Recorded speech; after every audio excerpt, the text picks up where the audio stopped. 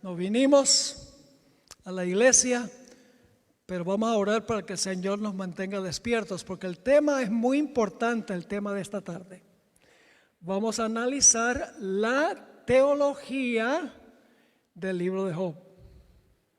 Pero antes de eso, queremos pedir que Dios bendiga nuestro estudio de su santa palabra. Así que inclinen por favor sus rostros para orar. Padre Celestial, te damos gracias por el buen alimento que hemos podido disfrutar. Gracias por el alimento físico y especialmente por el alimento espiritual. Gracias porque nos has dado tu palabra. Gracias porque es alimento que nutre nuestra alma, nuestro espíritu. Pedimos ahora al abrir tu santo libro, que tu Espíritu Santo nos acompañe. Tenemos muchos sufrimientos en esta vida. Ayúdanos a entender qué es lo que está ocurriendo y aumenta nuestra fe aún en medio de las tribulaciones. Gracias te damos por la promesa de tu presencia y reclamamos esa promesa porque venimos con confianza ante tu trono en el precioso y poderoso nombre de Cristo nuestro Salvador. Amén. El libro de Job es una obra literaria maestra.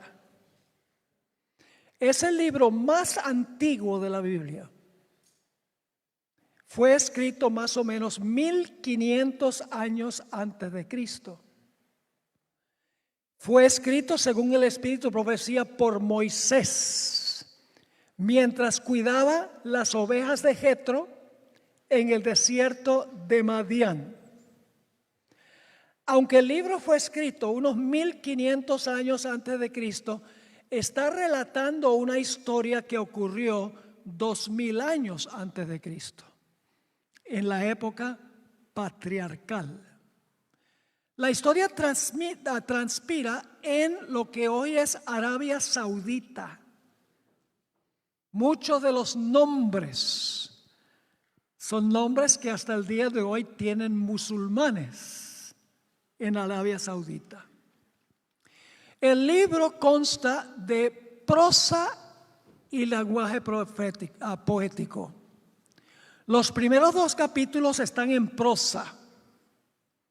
Desde el capítulo 3 al 42 y el versículo 6 es lenguaje poético. Y capítulo 42 y el versículo 7 al 17 vuelve otra vez a prosa. Ahora, algunas personas dicen que la razón del libro es para explicar por qué sufren los justos, o que debemos ser fieles en medio del sufrimiento. Dicen que ese es el propósito central del libro. Pero vamos a encontrar en nuestro estudio que el propósito del libro no es explicar por qué sufren los justos, ni que debemos ser constantes en medio del sufrimiento. El propósito del libro es mucho más profundo que eso. El libro describe un proceso judicial. Si ustedes examinan el libro con cuidado, van a encontrar que en el libro hay un acusador, como en un juicio. Hay un juez. Hay un defensor. Se examina evidencia. Hay un jurado que está observando lo que está pasando. Hay un acusado, hay un veredicto y hay una sentencia en el libro. El libro describe un juicio y el que está siendo juzgado es Dios. A veces pensamos que Job es el acusado. Job no es el acusado. En la historia el acusado es Dios y el que lo está acusando es Satán. Hay que entender ese punto, hermanos y hermanas. para entender el libro. Que el acusado no es Job, el acusado es Dios. Eso se detecta claramente en los primeros 2 capítulos. Déjenme darles un ejemplo nada más, y en las notas que yo tengo muchísimos versículos donde se usa lenguaje legal, lenguaje de un tribunal. Permítame leerles solo un versículo para que ustedes capten el lenguaje legal que se encuentra en este libro. Es un juicio el que se está realizando aquí. Job 16, 19. Job dice: mas he aquí que en los cielos está mi testigo y mi testimonio en las alturas. Testigo y testimonio. Palabras que describen un proceso legal en un tribunal ante individuos que están observando lo que está ocurriendo. Ahora necesitamos entender también al analizar el libro que para ese tiempo Job no tenía ningún libro de la Biblia. No tenía la información que tenemos nosotros hoy. Porque ningún libro de la Biblia se había escrito, ni siquiera el libro de Job. Así que no seamos muy duros con Job. Porque Job no tenía la información que nosotros tenemos. Nosotros sabemos que el diablo obra de esta manera. Pero Job no tenía la información que nosotros tenemos. Es más, todo el universo sabe lo que está pasando en la tierra y en el cielo. Pero Job, quien está en la tierra, no sabe lo que está pasando en el cielo. Ese dato es muy importante. Ahora, este libro es un drama donde se abre el telón y se cierra el telón. Así que la historia comienza, se abre el telón, la cortina, y estamos en el escenario. Y lo primero que sucede es que se describe a Job, el carácter de Job. Job 1 y el versículo 1 al 3. Hubo un hombre en tierra de Uz, un varón llamado Job, y era este hombre perfecto y recto, temeroso de Dios y apartado del mal. Era rico. Y le nacieron 7 hijos y 3 hijas. En la Biblia, tener muchos hijos es señal de la bendición de Dios. Era una calamidad, ustedes saben, no para una mujer no tener hijos en la Biblia. Pero a Job, Dios les dio 10. Le nacieron 7 hijos y 3 hijas. Y ahora fíjense qué rico era. Su hacienda era 7,000 ovejas, 3,000 camellos, 500 yuntas de bueyes, 500 asnas y muchísimos criados. Y era aquel varón más grande que todos los orientales. El hombre más rico y próspero del mundo en esa época. Pero escuchen bien, no solamente era rico, sino espiritual. Una combinación muy extraña, el ser rico, pero espiritual. Noten esto en Job 1, y vamos a leer el versículo 1 nuevamente, el versículo 4, el 5 y el 8. Dice allí: hubo en tierra de Uz un varón llamado Job, y fíjese qué carácter tenía.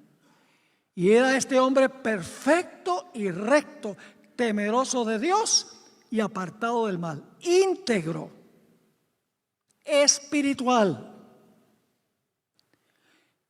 Era un hombre de familia también, que se preocupaba por el bienestar espiritual de su familia, porque dice: e iban sus hijos y hacían banquetes en sus casas, cada uno en su día, probablemente en su cumpleaños.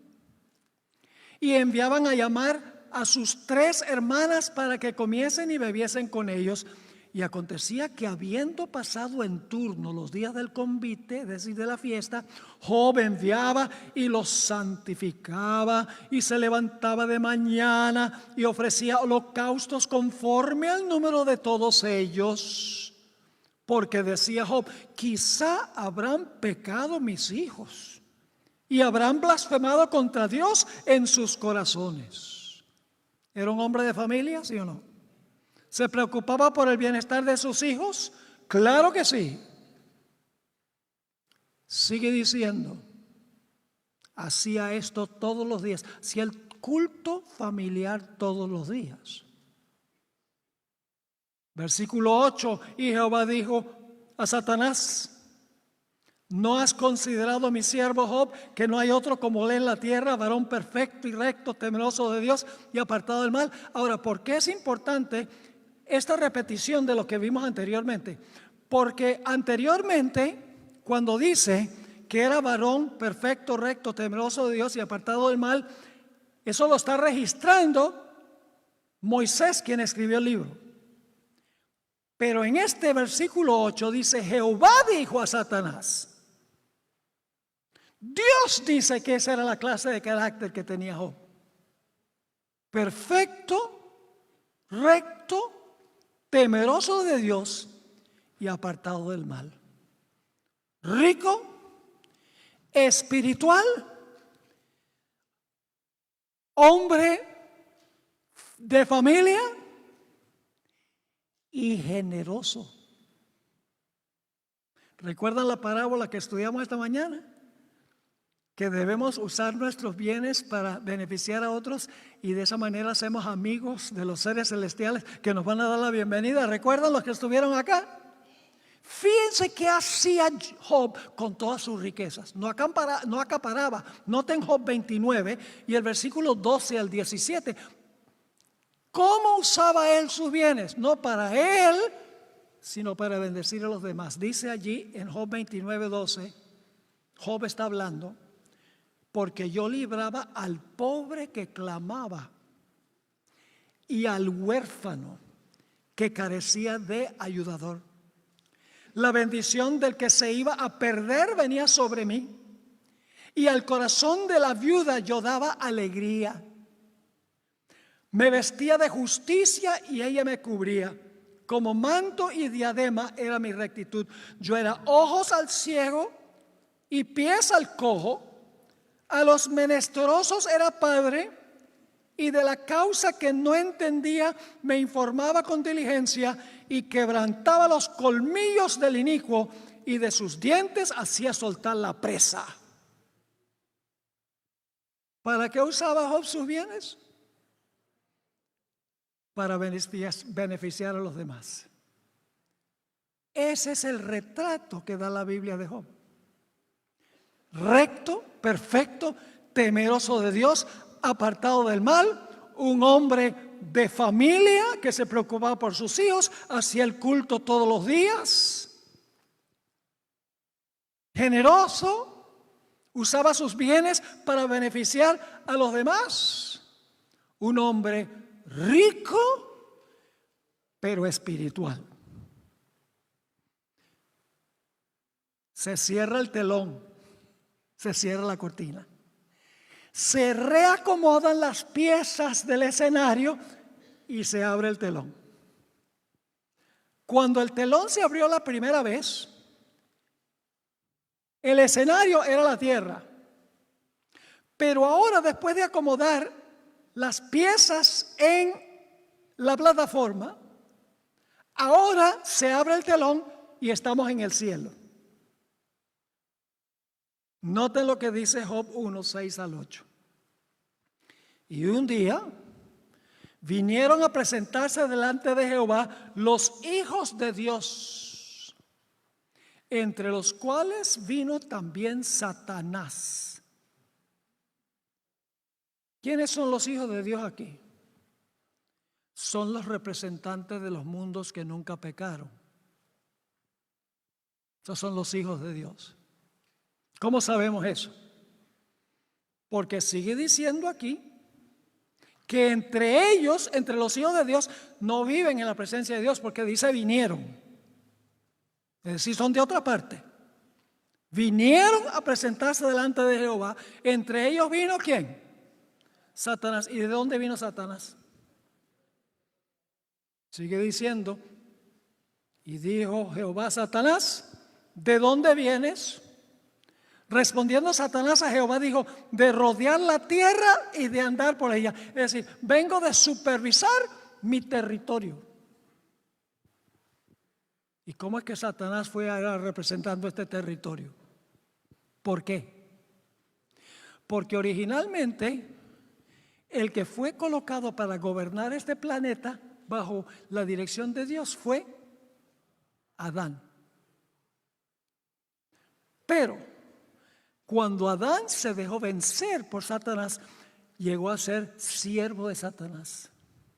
Satanás le quitó su posición como gobernante de este mundo y representante de este mundo. Por eso Satanás fue representando el planeta, porque él dijo, Adán y Eva me aceptaron a mí como su líder, ese es mi territorio y yo represento el planeta. Ahora, si Satanás fue entre los hijos de Dios, ¿de dónde vinieron los otros hijos de Dios? Pues deben haber sido también representantes ¿de qué? De los mundos. Pues Satanás viene representando el planeta Tierra. Los otros hijos de Dios que vienen a presentarse delante de Jehová deben ser los representantes de los otros mundos que nunca pecaron. Yo hice una serie sobre los 24 ancianos, donde compruebo todo lo que les estoy diciendo ahora, pero eso no es lo que quiero que capten ahorita, que se pregunten, bueno, ¿quiénes son los 24 ancianos? ¿Quiénes son los hijos de Dios? Sencillamente la parte clave ahora es que los hijos de Dios son los representantes de los mundos que nunca pecaron. Son miembros del concilio celestial. Dios gobierna el universo con un sistema representativo. Dios podría ser todo el mismo. Pero Dios tiene delegados que vienen de todo el universo al concilio celestial para deliberar qué hacer en relación con este planeta. En Patriarcas y Profetas, la hermana White dice que cuando Lucifer cuestionó la posición de Jesús, que Dios convocó al concilio celestial y les presentó la verdadera condición de Jesús. ¿Quién era? Porque Lucifer estaba diciendo que Jesús era uno como él. ¿Y por qué el Padre favorecía a Jesús y no a él? Y por eso el Padre dijo, ustedes pueden pensar que él es como uno como Lucifer. No, él es Dios. Ahí se reunió el concilio celestial. Y es más, la hermana White dice que cuando iba a echar a Lucifer del cielo, dice que reunió el concilio celestial, les reveló todo lo que Lucifer estaba haciendo y dice, ¿qué deciden ustedes? ¿Se queda o lo echamos? Y fue el concilio celestial que dijo, échalo. Eso es lo que está pasando aquí. Se reúne el concilio celestial. Satanás va representando el planeta Tierra. Los representantes de los otros mundos van allá, no viven allá, no están en la presencia de Dios porque dice, vinieron a presentarse delante de Jehová. Y ahora Dios le va a decir algo a Satanás. Versículo 7, dijo Jehová a Satanás, ¿de dónde vienes? Respondiendo Satanás a Jehová dijo, de rodear la tierra, de andar por ella. Y Jehová dijo a Satanás, ¿no has considerado a mi siervo Job? Vive en tu territorio, pero es siervo mío. Es lo que está diciendo Dios. A mi siervo Job, que no hay otro como él en la tierra. Varón perfecto y recto, temeroso de Dios y apartado del mal. Y Dios lo dice tal vez con un toquecito de orgullo santo. ¿No ha visto a mi siervo Job? Vive allá, pero es siervo mío. Pero Satanás le tiene la respuesta a Dios. Escuchen bien. ¿Están escuchando esta conversación todos los representantes del universo? ¿Lo están escuchando, sí o no? Sí, señor, es importante. El jurado está escuchando la evidencia. Y Satanás tiene una respuesta a Dios. Noten el versículo 9 al 11. Respondiendo Satanás a Jehová dijo: ¿acaso teme Job a Dios de balde? ¿Acaso Job teme a Dios gratis, sin interés? Y luego acusa a Dios, diciendo: ¿no le has cercado tú alrededor a él, y a su casa y a todo lo que tiene? Cualquiera te sirve así. Él es mercenario. Tú le pagas con bendición y claro, te sirve. Cualquiera te sirve así. Y los seres celestiales están escuchando. Ellos saben que Dios ha cercado a Job, que Dios protege a Job y que Dios bendice a Job. Lo han visto. Y Satanás dice: claro, él te sirve por los panes y los peces. Sigue diciendo: al trabajo de sus manos has dado bendición. Por tanto, sus bienes han aumentado sobre la tierra. ¿A quién está acusando? A Dios. Pero extiende ahora tu mano y toca todo lo que tiene, y verás si no blasfema contra ti en tu misma presencia, es decir, en tu misma cara. Y el concilio celestial, los representantes del universo están diciendo: ¿de verdad que Dios ha rodeado a Job? No permite que Satanás lo toque. Dios ha prosperado y bendecido todo lo que tiene. ¿Quién tendrá razón? ¿Será que la acusación de Satanás es cierta? Que no le ha dado acceso a Job. ¿Están captando cuál es la situación aquí? Y luego, ¿qué le dice Dios a Satanás? Dijo Jehová a Satanás, versículo 12: he aquí, todo lo que tiene está en tu mano, solamente no pongas tu mano sobre él. Y salió Satanás de delante de Jehová. Y los seres celestiales, los representantes del universo, están diciendo: ¿quién tiene razón? ¿Dios o Satanás? Ese es el escenario. Muchos intérpretes se han equivocado, creo yo, en su interpretación del libro, porque piensan que Satanás estaba acusando a Job, pero la acusación era contra Dios. La acusación era: te servirán tus siervos, Dios, cuando todo anda bien y también cuando todo anda mal. Es decir, servirán los que aman a Dios en las buenas y en las malas, en la enfermedad y en la salud, en la prosperidad y en la adversidad. ¿Acaso tú no has comprado la lealtad de Job? Cercándolo y bendiciendo todo, y no me das acceso a él. Y Dios le dice: así es la cosa. Permito que le quites todo lo que tienes, si quieres, y verás que va a permanecer fiel. No me sirve por los panes y los peces.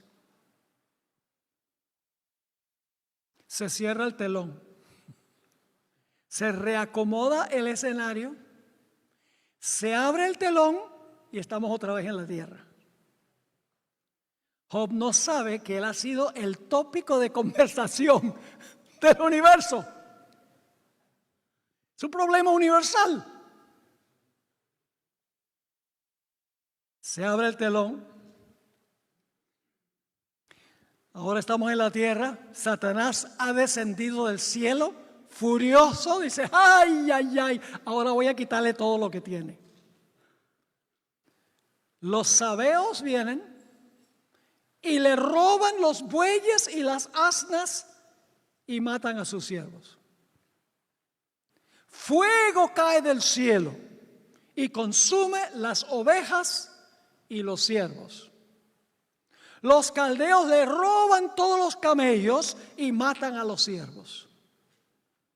Un viento recio tumba la casa donde estaban comiendo sus hijos y sus hijas y todos perecen. Estas cosas no ocurrieron en cuestión de días o meses, ocurrieron un evento tras otro. Porque el relato dice que mientras este estaba dando las malas noticias, llegó el otro para dar también la mala noticia. Y cuando ese llegó, llegó el otro enseguida para dar la mala noticia. Esto ocurrió en cuestión de minutos. Job ha perdido todo. Y el concilio celestial está diciendo: ¿permanecerá fiel a Dios? ¿Sirve Job a Dios por amor? No importa lo que venga. Él ha perdido sus bueyes, sus asnas, sus ovejas, sus camellos, sus siervos, sus hijos. Ha quedado en minutos en bancarrota. Todas las bendiciones se han ido. Y todo el cielo está observando y diciendo: ¿cómo va a reaccionar Job? ¿Están captando el cuadro aquí? ¿Cómo va a reaccionar? ¿Será que sirve a Dios por los panes y los peces? ¿O será que sirve a Dios no importa lo que venga? Bueno, Job pasó la prueba de una forma extraordinaria. Satanás había dicho: te va a blasfemar en el rostro, le dijo a Dios. Pero fíjense lo que pasó. Job 1, 20 al 22. Entonces Job se levantó y rasgó su manto y rasuró su cabeza, señal de aflicción, de abatimiento, y se postró en tierra y adoró. Y dijo: desnudo salí del vientre de mi madre y desnudo volveré allá. Jehová dio y Jehová quitó. ¿Sabe que él no sabía que Jehová no fue el que quitó? Es decir, solamente tenía 50% de conocimiento. Jehová sí dio, pero Jehová no quitó. Dice: Jehová dio y Jehová quitó. Sea el nombre de Jehová bendito. Satanás había dicho: te maldice a tu rostro. Y Job dice: bendecido sea el Señor. ¿Y qué dicen los seres celestiales? Aleluya, Dios tiene razón. Job es fiel todavía, a pesar de que Satanás incitó a Dios para que le permitiera quitarle todo. Y luego dice: en todo esto no pecó Job, ni atribuyó a Dios despropósito alguno. Se cierra el telón, se reacomoda el escenario, se vuelve a abrir el telón y estamos otra vez en el cielo. Se realiza una segunda reunión. Job 2 y el versículo 1 al 3. Aconteció que otro día vinieron los hijos de Dios para presentarse delante de Jehová. Ahora escuchen bien: si otro día vinieron, es porque de la primera reunión se fueron. ¿Están conmigo o no están conmigo? Dice: otra vez vinieron. Pues si otra vez vinieron después de la primera reunión, se fueron a donde viven. Así que dice: aconteció que otro día vinieron los hijos de Dios para presentarse delante de Jehová, y Satanás vino también entre ellos, presentándose delante de Jehová. Y dijo Jehová a Satanás: ¿de dónde vienes? Respondió Satanás a Jehová y dijo: de rodear la tierra y de andar por ella. Y ahora Dios, con un toque de orgullo santo, dice: ¿no has considerado a mi siervo Job? Que no hay otro como él en la tierra, varón perfecto y recto, temeroso de Dios y apartado del mal, y que todavía retiene su integridad, aun cuando tú me incitaste contra él para que lo arruinara sin causa.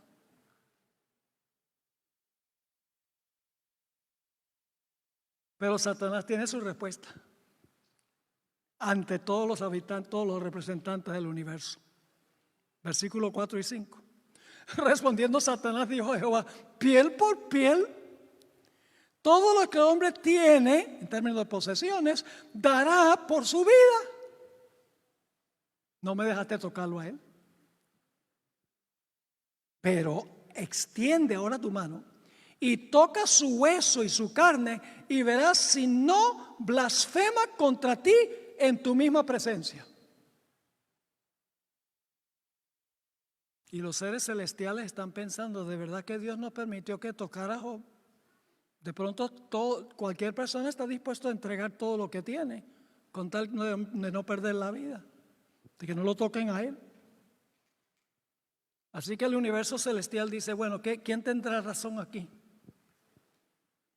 Porque Satanás dice: tú no me dejaste tocarlo a él. Noten lo que dice el capítulo 2 y el versículo 6. Y Jehová dijo a Satanás: he aquí, él está en tu mano, mas guarda su vida. Y sí, porque le quita la vida, la prueba se terminó. No se sabe si iba a ser fiel o no, si lo mata. Así que Dios le dice: tú me estás diciendo a mí que Job dijo: bendito sea Jehová, a pesar de que perdió todas sus posesiones. ¿Y tú crees que él va a ser fiel si te toca a ti? Satanás dice: sí. Los seres celestiales, el jurado celestial está escuchando. Y Dios le dice: haz con él lo que tú quieras, solo que te prohíbo que le quites la vida. Se cierra el telón, se reacomoda el escenario, se abre el telón y estamos otra vez en la tierra. Dice en Job 2, 7 y 8: entonces salió Satanás de la presencia de Jehová e hirió a Job con una sarna maligna, desde la planta del pie hasta la coronilla de la cabeza. Y fíjese qué terrible era. Y tomaba Job un tiesto para rascarse con él, y estaba sentado en medio de ceniza. Wow. Y entonces ahora viene la esposa. Ha perdido todas sus posesiones, ha perdido todos sus hijos, ha perdido todos sus siervos, está en bancarrota, está en la calle. Y uno esperaría que la esposa diga: ay, mijo, déjame ayudarte con esas llagas que tienes para ayudarte que se sanen. ¿Qué va? Ahora se le vuelca en contra de la esposa, va a perder el apoyo de la esposa. Dice en Job capítulo 2 y el versículo 9 y 10: entonces le dijo a su mujer: ¿aún retienes tu integridad? Maldice a Dios y muérete. ¿Quién había dicho que Job iba a maldecir a Dios? Entonces la mujer era ¿qué cosa? Instrumento en las manos de Satanás. Y él le dijo: como suele hablar cualquiera de las mujeres fatuas, has hablado, ¿qué? ¿Recibiremos de Dios el bien y el mal no recibiremos? En todo esto no pecó Job con sus labios. ¿Y qué está diciendo el cielo? Job hizo quedar bien a Dios, no blasfemó, no pecó. La esposa sí, pero él no. Dios tiene razón. Y luego vienen sus 3 mejores amigos para consolarlo, y se convierten en sus acusadores. Pierden el apoyo, de sus propios amigos. Dice en Job 2, 11 al 13: y 3 amigos de Job, Elifaz temanita, Bildad suita y Sofar naamatita, luego que oyeron todo este mal que le había sobrevenido, vinieron cada uno de su lugar porque habían convenido en venir juntos para condolerse de él y para consolarle. Los cuales, alzando los ojos desde lejos, no lo conocieron, así de desfigurado estaba, y lloraron a gritos.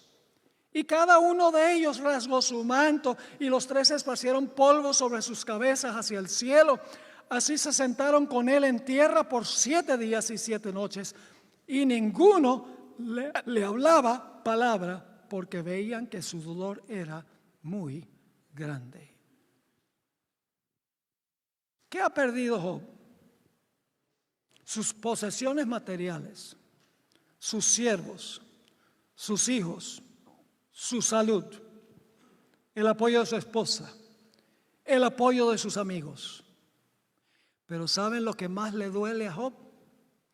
Es que parece que ha perdido el apoyo de su mejor amigo, Dios. Ahora, algo que ha confundido a los intérpretes del libro es que todos los actores principales en los primeros 2 capítulos reaparecen al final de la historia. Pero Satanás, que causó todos los males de Job, parece desaparecer. Parece no aparecer al final de la historia. Y los que leen el libro dicen, ¡qué injusticia tan grande! Satanás le causó todos esos males y no le pasó nada. Sí reaparece al final del libro. Pero al final del libro no se llama Satán, sino que se llama Leviatán. A eso vamos dentro de unos momentos. Ahora, desde el capítulo 3, escuchen bien, desde el capítulo 3 hasta el capítulo 38, Job está clamando a Dios para que Dios le explique qué es lo que está pasando. ¿Por qué está pasando esto? Yo era consagrado, usaba mis bienes para beneficiar a los pobres, era un hombre de familia, hacía el culto familiar. Te amo. ¿Por qué razón es que esto está pasando? Y la respuesta de Dios fue un rotundo silencio. Y desde el capítulo 3 hasta el capítulo 38, Job está clamando a Dios para que le explique lo que está pasando, y la respuesta de Dios es silencio. Y Job llega a la conclusión de que su mejor amigo Dios se ha volcado contra él sin explicación y sin razón. Job se siente tentado a tirar la toalla o a decir que Dios está muerto, a maldecir a Dios y a morir, pero no lo hace. Está atormentado por toda clase de preguntas y dudas, porque esto le está pasando sin razón. Parece haber perdido el apoyo de su mejor amigo Dios. Clama a él, pide una entrevista con Dios, y la respuesta de Dios desde el capítulo 3 hasta el capítulo 38 es silencio. Vamos a leer algunos versículos. Obviamente no podemos leer todo el capítulo 3 hasta el 38, pero he escogido algunos versículos para que ustedes puedan captar el sufrimiento de Job. Noten lo que dice Job 16, 11 al 14. Vamos a leer algunos pasajes sobre la agonía de Job. El tiempo de angustia ¿de quién? De Job. ¿Pasó por un tiempo de angustia? ¿Tenía un adversario? ¿Sí o no? ¿Perdió todo? Están viendo la repetición de la historia de la viuda. Todos los elementos están allí. Pero ¿qué hacía la viuda? Venía y venía y venía al juez. Y Job, desde el capítulo 3 al 38, viene y viene y viene a Dios. Y así como el juez se demoró en contestar las plegarias de la viuda, Dios se demora en contestar las plegarias de Job. Job es un símbolo de los que van a vivir al final de la historia en el mundo. Los que van a pasar por el tiempo de angustia. Ya vimos, lo vamos a perder todo. Así que no nos acomodemos mucho con todas las comodidades que tenemos, porque todo se va a perder. Y ahí se verá quién es quién. Ahí se verá quién sirve a Dios por amor y quién sirve a Dios por interés. Y aquellos que permanezcan fieles van a vindicar a Dios. Porque los seres celestiales van a decir: sí, Señor, hay un grupo de fieles que van a servir a Dios porque lo aman, no importa lo que suceda. Esa es la generación final que pasa por el tiempo de angustia. Job 16, 11 al 14. Dice Job: Dios me ha entregado al mentiroso, y en las manos de los impíos me hizo caer. Próspero estaba y él me desmenuzó. Me arrebató por la cerviz, me despedazó, me puso por blanco suyo. Está hablando de Dios. Me rodearon sus flecheros, partió mis riñones, no perdonó, mi hiel derramó por tierra, me quebrantó de quebranto en quebranto, corrió contra mí como un gigante. Ahora, si ustedes creen que es pecado que Job haya dicho: ¿por qué me has desamparado?, entonces Jesús en la cruz pecó. Porque Jesús en la cruz también dijo a su Padre: ¿por qué me has desamparado? Eso no es pecado. Las preguntas de Job a Dios, pidiendo, rogando una explicación, no era pecado. Recuerden que él no tenía la información que tenemos nosotros. Él no sabía, no tenía ni la menor idea de lo que estaba pasando en el cielo, que era él el tópico del universo, como lo será la generación final en este mundo. El capítulo 16 y el versículo 16, 17 y 20 dice Job: mi rostro está inflamado con el lloro. Se parece a Jesús, ¿no? Pasando por el Getsemaní. Mis párpados entenebrecidos. A pesar de no haber iniquidad en mis manos y de haber sido mi oración pura. Disputadores son mis amigos, es decir, sus tres amigos. Ante Dios derramaré mis lágrimas. Las lágrimas de los que van a pasar por el tiempo de angustia. Van a pasar por la misma experiencia que pasó Jesús en su juicio, en el Getsemaní y en la cruz. En Job 19, 6 y 7 dice: sabed ahora, Job está hablando, sabed ahora que Dios me ha derribado y me ha envuelto en su red. He aquí, yo clamaré agravio y no seré oído, daré voces y no habrá juicio. El capítulo 19, 9 al 11 dice Job: me ha despojado de mi gloria y quitado la corona de mi cabeza. Me arruinó por todos lados y perezco. Ha hecho pasar mi esperanza como árbol arrancado. Hizo arder contra mí su furor y me contó para sí entre sus enemigos. ¿Pueden más o menos sentir la experiencia de lo que está pasando con Job? ¿No entiende por qué esto está pasando? Capítulo 23 y el versículo 3 al 9 dice Job: ¿quién me diera el saber dónde hallar a Dios? Yo iré a su silla, expondría mi causa delante de él y llenaría mi boca de argumentos. Yo sabría lo que él me respondiese y entendería lo que me dijera. ¿Contendería conmigo con grandeza de fuerza? No, antes él me atendería. Si yo pudiera conseguir a Dios, yo sé que él me atendería. Allí el justo razonaría con él y yo escaparía para siempre de mi juez.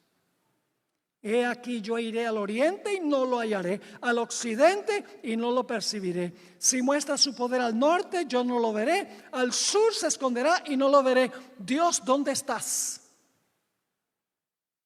¿Por qué me has desamparado? Estoy dispuesto de perder todo lo que tengo pero no estoy dispuesto de perderte a ti, mi mejor amigo. Capítulo 30 y el versículo 20 y 21. Clamo a ti, dice Job, y no me oyes. Me presento y no me atiendes. Te has vuelto cruel para mí. Con el poder de tu mano me persigues. Así se siente Job. Sentimientos reales. En Job 30 y el versículo 9 al 13 dice Job: y ahora yo soy objeto de su burla de las naciones que antes lo admiraban. Les sirvo de refrán, me abominan, se alejan de mí, aún de mi rostro no detuvieron su saliva. Las naciones se volcaron contra él también. Porque Dios desató su cuerda y me afligió, por eso se desenfrenaron delante de mi rostro. Mi senda desbarataron, se aprovecharon de mi quebrantamiento y contra ellos no hubo ayudador. En el capítulo 31 y el versículo 5 y 6 le dice Job a Dios: si anduve con mentira y si mi pie se apresuró a engaño, péseme Dios en balanzas de justicia y conocerá mi integridad. Eso de pesar en la balanza tiene que ver con un juicio. ¿Recuerdan cuando cayó Babilonia? Menemertekel Uparsin dice: ha sido pesado en balanza y ha sido hallado falto. Es decir, todo esto es lenguaje legal, porque esto es un juicio. La evidencia es Job y la acusación es contra Dios. Y el jurado son los seres celestiales. Y están viendo qué va a pasar con Job. Capítulo 31 y el versículo 35 dice Job: ¿quién me diera, quién me oyese?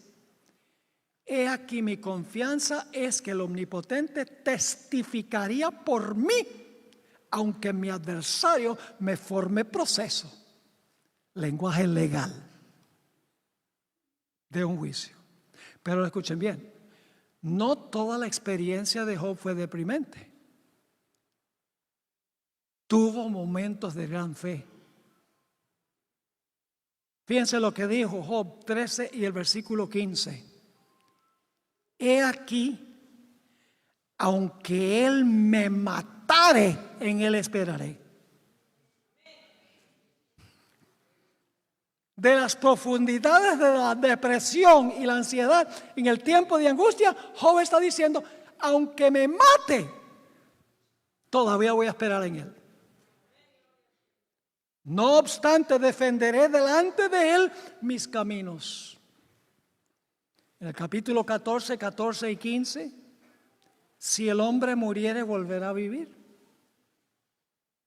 Todos los días de mi edad esperaré hasta que venga mi liberación. Entonces llamarás y yo te responderé. Tendrás afecto a la hechura de tus manos.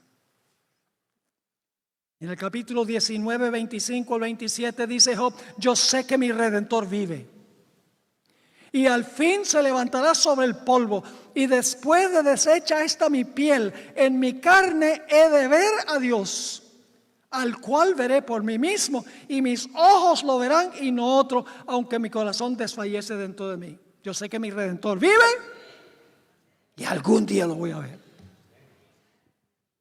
Una experiencia de altibajos, igual que Jesús en el Getsemaní. Eso no es pecado. Noten Job 23 y el versículo 8 al 12. Job 23, 8 al 12. Dice Job: he aquí yo iré al oriente y no lo hallaré, y al occidente no lo percibiré. Si muestra su poder al norte, no lo veré. Al sur se esconderá y no lo veré.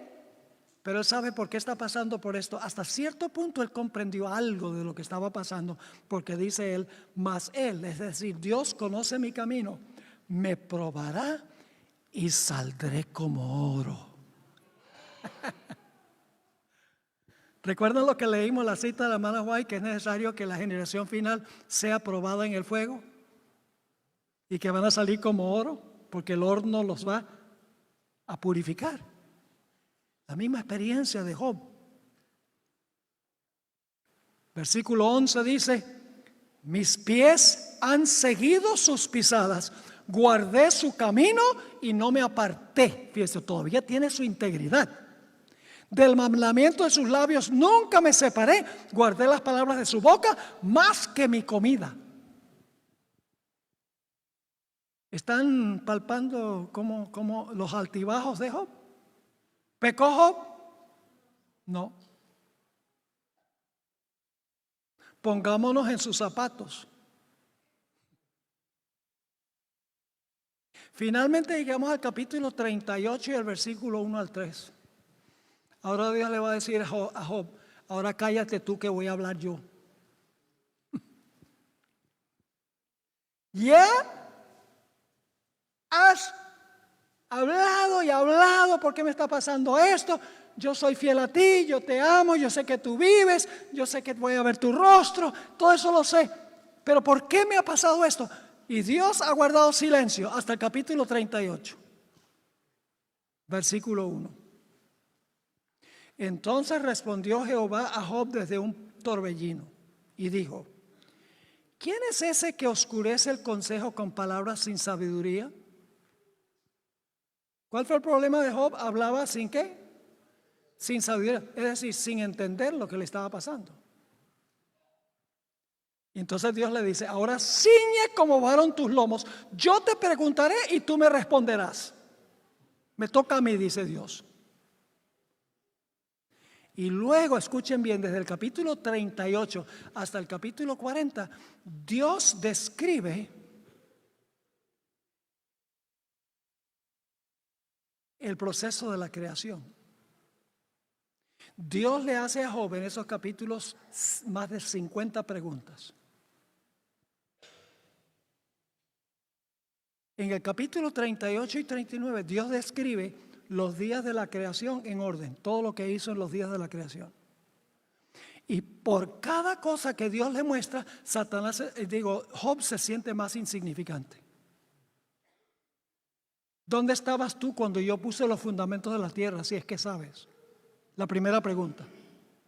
Y luego Dios describe lo que hizo el primer día, la luz, y luego describe el firmamento, luego describe la hierba verde, luego describe las constelaciones, luego describe las aves, los peces, los animales terrestres, y le dice a Job: ¿dónde estabas tú cuando yo hice todo esto? Y ahora Job se ha encogido, se ha vuelto chiquitico. Y entonces Dios termina con esta pregunta. En el capítulo 40, el versículo 1 y 2.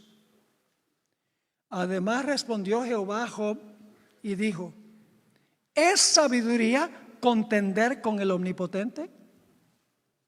El que disputa con Dios responda a esto. Y luego, en el capítulo 40 y el versículo 3 al 5, Job responde a lo que dijo Dios. Fíjense lo que dice allí. Entonces respondió Job a Jehová y dijo: he aquí que yo soy vil. La palabra vil en el hebreo significa insignificante. Yo soy insignificante, vil. ¿Qué te responderé? Mi mano pongo sobre mi boca. Una vez hablé, mas no responderé. Aún 2 veces, mas no volveré a hablar. Me callaste la boca. No vuelvo a hablar. Pero Job volvió a hablar. ¿Qué lo impulsó a volver a hablar? Lo que está en el capítulo 41. Hasta ese punto Job no sabe quién le está causando los males. Pero en el capítulo 41 finalmente él va a saber quién es el que le está causando los males. En aquella cultura, que era pagana, la cultura decía que había un ser monstruoso que se llamaba Lotán, que era el enemigo de los dioses. Ahora, Job era monoteísta, no era politeísta, pero él conocía esta historia de que el enemigo mortal de los dioses era Lotán. Y él empieza a pensar: ¿será posible que el que me está causando todos los males es ese personaje enemigo no de los dioses, sino enemigo de Dios?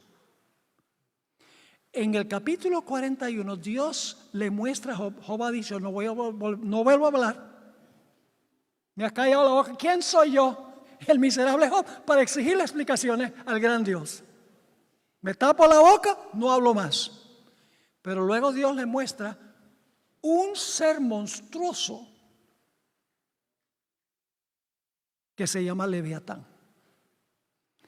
Y Dios desafía a Job en el capítulo 41 y el versículo 1 al 4. Dios le dice a Job, ¿sacarás tú al Leviatán con anzuelo? Porque el Leviatán era un animal marino. ¿O con cuerda que le eches en su lengua?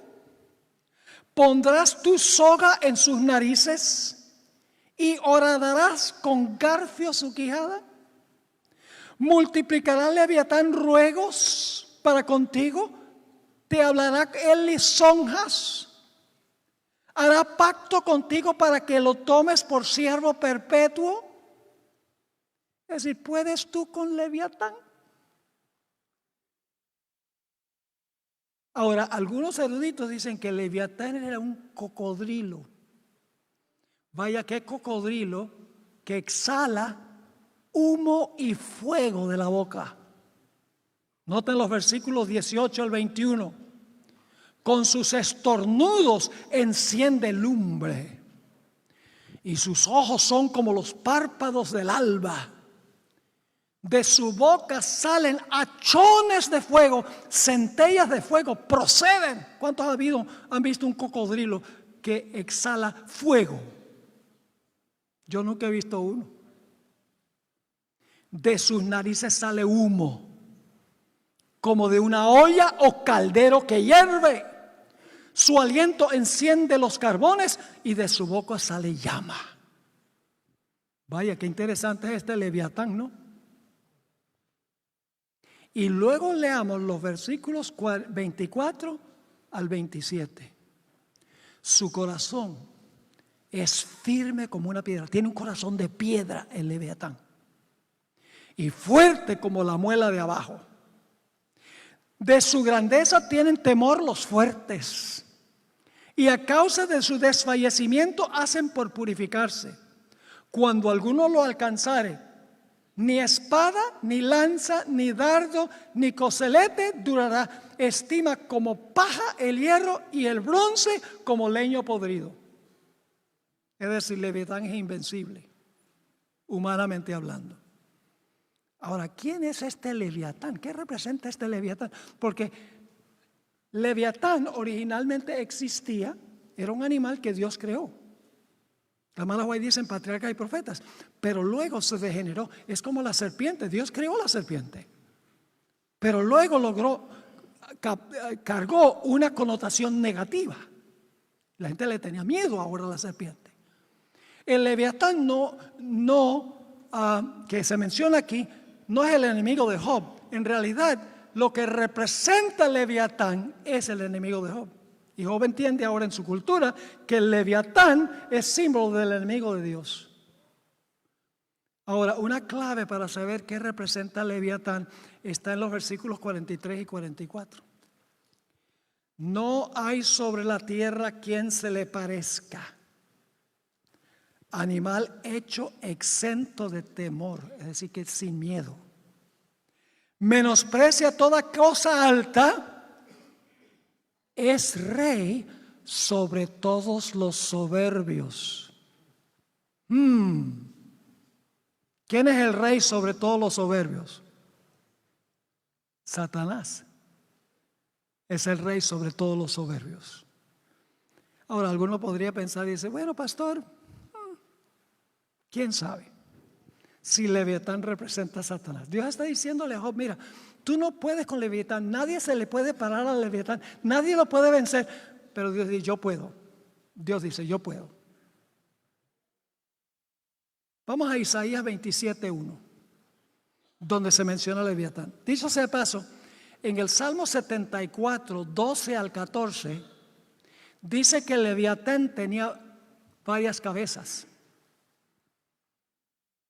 Salmo 74, 12 al 14 dice que el Leviatán no tenía una cabeza, tenía cabezas. No dice cuántas, pero vamos a encontrar en Apocalipsis cuántas cabezas tiene. Isaías 27, 1 define quién es Leviatán. Está hablando de lo que pasa después del milenio. En aquel día Jehová castigará con su espada dura, grande y fuerte al Leviatán. ¿Y qué es Leviatán? Serpiente veloz. Oh, Leviatán es la serpiente. Serpiente tortuosa. Y matará al dragón que está en el mar. Leviatán es la serpiente y el ¿qué? Y el dragón. ¿Pueden ustedes pensar de otro pasaje en la Biblia que menciona la serpiente y el dragón y la palabra Satán? Satanás. Oiga, note lo que dice Apocalipsis 12, 7 al 9. Apocalipsis 12, 7 al 9. Después hubo una gran batalla en el cielo. Miguel y sus ángeles luchaban contra ¿quién? El dragón. Y luchaban el dragón y sus ángeles, pero no prevalecieron ni se halló ya lugar para ellos en el cielo. Y fue lanzado fuera el gran dragón. Y luego ¿qué dice? La serpiente antigua que se llama Diablo y Satanás. Yo pregunto, en los primeros 2 capítulos del libro de Job se refiere a este personaje como Satán. Dios le dijo a Satán. Fíjense los mismos nombres en Apocalipsis 12, 7 al 9. Dragón, serpiente, Satán. Y tiene 7 cabezas. ¿Qué representa el Leviatán del capítulo 41 del libro de Job? Cuando comparamos Apocalipsis 12 e Isaías 27, sabemos que simboliza o representa a Satanás. Ahora, después que Dios le muestra Leviatán a Job, ahora Job entiende lo que le ha estado pasando. Oh, todos mis problemas han sido causados por el Leviatán, por la serpiente antigua, por el dragón. No es Dios entonces, es Satán. Y entonces Job le dice a Dios: perdón, Señor, yo dije que no iba a hablar otra vez, pero ahora quiero hablar. Ahora entiende. Gracias a Dios fue fiel. Fíjense lo que dice en Job 42, 1 al 6. Respondió Job a Jehová y dijo: yo conozco que todo lo puedes. Inclusive, ¿qué? ¿Vencer a quién? A Leviatán. Yo sé que todo lo puedes.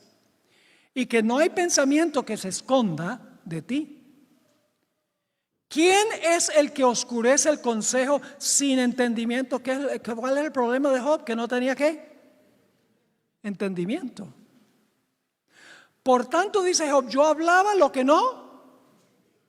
Todas las quejas con Dios y Señor, respóndeme, ¿y por qué guardas silencio? Yo sé que mi juez está allá. Si yo pudiera presentar mi caso, él me exoneraría de todo lo que está pasando.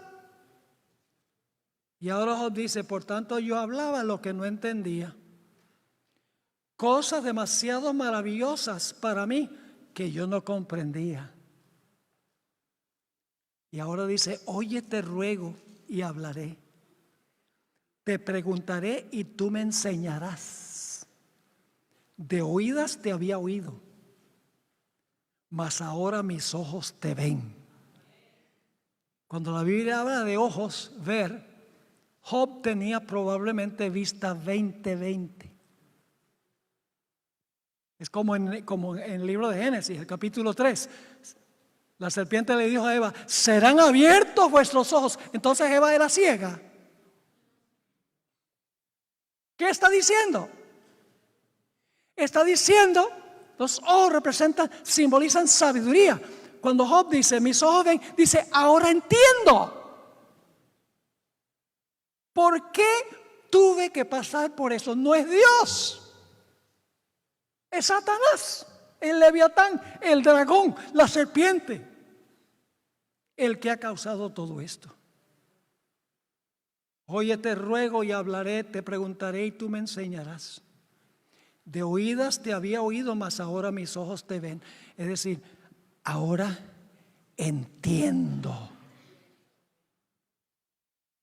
¿Sabe que el apóstol Pablo en Efesios 1 y el versículo 18 habla de los ojos del entendimiento? Y cuando Saulo de Tarso se convirtió, Dios le dijo: yo te voy a usar para que abras los ojos de los gentiles. Pues los gentiles no eran todos ciegos, espiritualmente ciegos. Dicho sea de paso, ¿cuál es el animal que representa la sabiduría? El búho. ¿Sí o no? El búho. ¿Por qué el búho? ¿Qué sobresale del búho? Pues los ojos. Por eso, cuando se gradúan de secundaria, la gente compra una tarjeta y el animal más predilecto en la cubierta de la tarjeta es el búho, porque el que se está graduando ahora sabe mucho. Supuestamente. Así que ahora Job dice: yo había oído en cuanto a ti, pero después de esto mis ojos te ven. Yo te entiendo ahora. Entiendo lo que ha estado pasando. Por tanto me aborrezco y me arrepiento en polvo y ceniza. No está repitiendo desde el pecado, está diciendo: me arrepiento de cuestionar y exigir respuestas de tu mano. Perdóname por preguntar.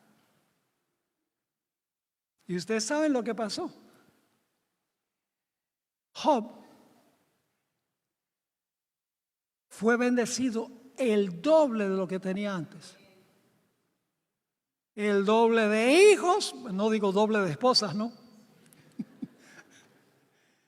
El doble de bestias, el doble de criados, es decir, mucho más que lo que tenía antes. Como el pueblo de Dios después del tiempo de angustia tendrá mucho más de lo que tenemos acá, porque fue fiel al Señor. Al final de la historia esto se va a repetir no con un personaje, sino con toda una generación de fieles. No nos quejemos cuando nos vienen problemas. No nos quejemos ante Dios: ¿por qué me está pasando esto? Explícame. Yo me consagré a ti, hago el culto familiar y las cosas no andan sino mal. Nosotros tenemos el beneficio de la historia de Job. Él no tenía ninguna historia que le explicara, pero nosotros sí. Vamos a repetir esta historia. Y Dios tendrá toda una generación de fieles que van a decir como Job: aunque me matare, aún en él confiaré. Yo sé que mi Redentor vive. Yo sé que me levantaré del polvo y con mis ojos veré a Dios. Esa es la clase de fieles que Dios quiere.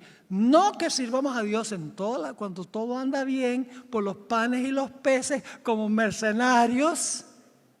Yo te sigo, Señor, y tú me bendices. ¿Y qué pasa cuando Dios nos bendice? ¿Nos soltamos de la mano de Dios cuando no vemos las bendiciones de Dios? Ojalá que no. Dios a veces permite que pasemos por circunstancias difíciles ahora porque nos está preparando para lo que viene. La fe aumenta en las pruebas, La fe que no es probada no crece. Por eso lean Hebreos 11. Mucha gente que la fe, que significa, cree que la fe es, la fe es creer en Jesús. Escuchen bien, la fe es confiar en Jesús tanto que hacemos lo que Él dice. Saben que toda la gente en Hebreos 11 está haciendo algo. No solo están creyendo algo, sino que están haciendo algo. La verdadera fe es una fe que actúa. Y ustedes leen las historias que encontramos allí en Hebreos 11. Noé construyó un arca. Actuó, aunque nunca había llovido. Moisés prefirió salir con el pueblo que quedarse en Egipto para ser faraón. Abraham llevó a su hijo para sacrificarlo. Y cuando Dios le dijo a Abraham, teniendo 100 años y Sara 90, le dijo: ustedes van a tener un hijo. No crean ustedes que fue una inmaculada concepción. Abraham tuvo que actuar, tuvo que tener relaciones sexuales con su esposa. Porque creyó lo que Dios le dijo.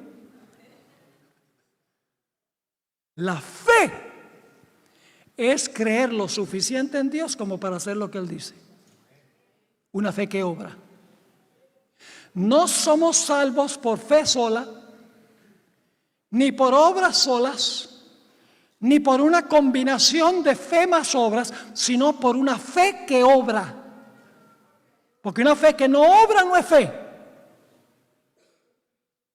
Esa es la clase de gente que Dios está esperando.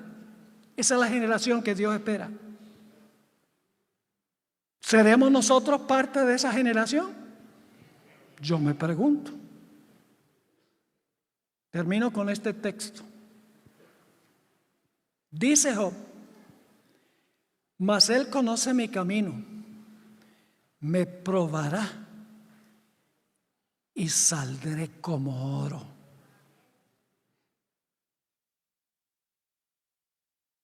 Nosotros tenemos el beneficio de la experiencia de Job.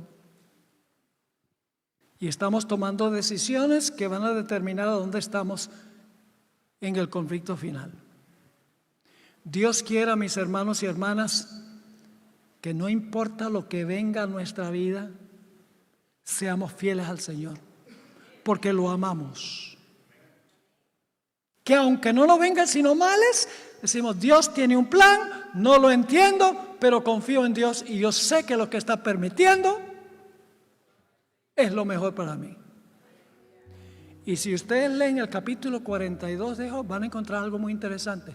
Según Job 1 y 2, ¿quién causó los males de Job? Satanás, dice, ¿verdad? Fue el que causó los males. Pero en el capítulo 42 dice: todo el mal que Jehová trajo sobre Job. En la Biblia, lo que Dios permite se le atribuye a Dios, aunque Dios no lo hizo. Cuando Saúl se endemoniaba, dice que venía un espíritu malo de parte de Jehová. No es que Dios manda espíritus malos para atormentar a la gente, no. Sencillamente Saúl se retiró del Señor y Dios permitió que un espíritu atormentara a Saúl. Dios no le causó los males a Job. Los males que nos vienen no vienen de Dios, pero a veces Dios lo permite para refinar nuestro carácter. Dios quiere, hermanos y hermanas, que estemos preparándonos para cuando vengan las pruebas de verdad. Y yo estoy convencido de que vienen muy pronto, muy pronto, por lo que estamos viendo ocurrir en el mundo. Padre, gracias te damos por este maravilloso libro que nos inspira, que nos anima a serte fieles, no importa lo que pase.